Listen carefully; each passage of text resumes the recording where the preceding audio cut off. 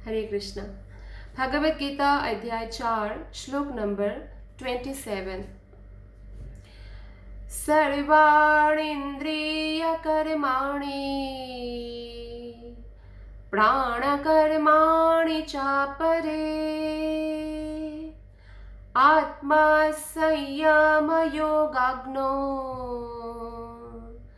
जुह्वति ज्ञानदीपिते। सर्वाणीन्द्रियकर्माणि प्राणकर्माणि चापरे आत्मसंयमयोगाग्नो जुह्वति ज्ञानदीपिते। अनुवाद और तात्पर्य श्रील प्रभुपाद के द्वारा श्रील प्रभुपाद की जय। अनुवाद: दूसरे जो मन तथा इंद्रियों को वश में करके आत्म साक्षात्कार करना चाहते हैं, संपूर्ण इंद्रियों तथा प्राण वायु के कार्यों को संयमित मन रूपी अग्नि में आहुति कर देते हैं। तो यहाँ पर इस श्लोक में पतंजलि द्वारा सूत्रबद्ध योग पद्धति का निर्देश है। पतंजलि एक ऋषि थे जिन्होंने एक योग पद्धति बताया है। तो इस 27वें श्लोक में उसका निर्देश है। पतंजलि कृत योग सूत्र में आत्मा को प्रत्यगात्मा तथा परागात्मा कहा गया है। जब तक जीवात्मा इंद्रिय भोग में आसक्त रहता है तब तक वो परागात्मा कहलाता है। यानी आसक्त जो है इंद्रियों की भोग में, उसको परागात्मा कहा जाता है। और जैसे ही वो इंद्रिय भोग से विरत हो जाता है उसे प्रत्यगात्मा कहा जाता है। यानी आत्मा का ही नाम है। इंद्रिय तृप्ति के प्रति आसक्त को परागात्मा, और जो इंद्रिय तृप्ति के प्रति आसक्त नहीं है प्रत्यगात्मा कहा जाता है। तो जीवात्मा के शरीर में 10 प्रकार के वायु कार्यशील रहते हैं और उसे श्वास प्रक्रिया यानी प्राणायाम द्वारा जाना जाता है।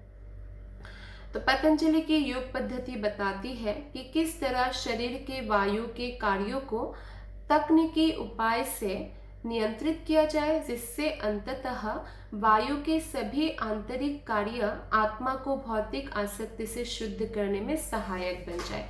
अर्थात वायु को इस प्रकार नियंत्रण करना सिखाते हैं ताकि वो आत्मा जो है भौतिक आसक्ति से जो है मुक्त हो जाए। इसके लिए ये सहायक हो जाता है। इसीलिए वो जो है वायु को कंट्रोल करने का एक सूत्र सिखाते हैं। इस योग पद्धति के अनुसार प्रत्यगात्मा ही चरम उद्देश्य है। यानी इंद्रिय तृप्ति से बचना ही चरम उद्देश्य है। यह प्रत्यगात्मा पदार्थ की क्रियाओं से प्राप्त की जाती है। इंद्रिय विषयों से प्रतिक्रिया करती है, यथा कान सुनने के लिए, आंख देखने के लिए, नाक सूंघने के लिए, जीभ स्वाद के लिए तथा हाथ स्पर्श के लिए है। और ये सब इंद्रियां मिलकर आत्मा से बाहर के कार्यों में लगी रहती है।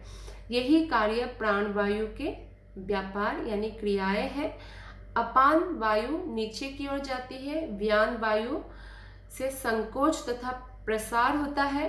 तो ये वायु एक्चुअली सब से हमारा मूवमेंट हो रहा है, ये वायु देवता की वजह से हो रहा है। आंखें जो पलक झपक रहे हैं वायु देवता की वजह से। आपको कथा मालूम होगी, जब इंद्र ने वज्र से आघात किया हनुमान के ऊपर। हनुमान एक्चुअली देखा कि अरे सूर्य को देखा लाल लाल पका हुआ कोई फल होगा करके उड़ के गए खाने। तो इंद्र ने जब वज्र से मारा था तो हनुमान जी गिर गए थे। तो वायु देवता को बहुत क्रोध आया था, तो उन्हें सारा वायु खींच लिया था। तो अगर कोई ऐसे मुंह खोल के है तो उनका मुंह खुला ही है, आंखें तो पलक झपक नहीं रहा, जो जैसे है वैसे, क्योंकि वायु चली जाएगी तो हमारा कोई मूवमेंट नहीं होगा, संकोच या प्रसार नहीं होगा। तो ये भी वायु की वजह से है। तो समान वायु जो है वो संतुलन बना रहता है और उदान वायु ऊपर की ओर जाती है। और जब मनुष्य प्रबुद्ध हो जाता है तो वो इन सभी वायुओं को आत्म साक्षात्कार की खोज में लगाता है। तो ये प्रक्रिया भी है पतंजलि योग सूत्र में। तो कृष्ण कहते हैं ये भी एक है जो ऐसा करते हैं करके।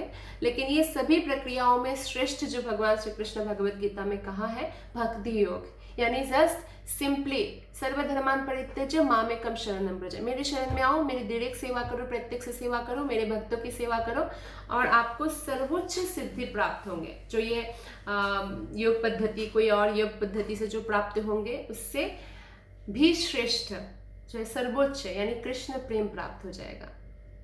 धन्यवाद। हरे कृष्ण।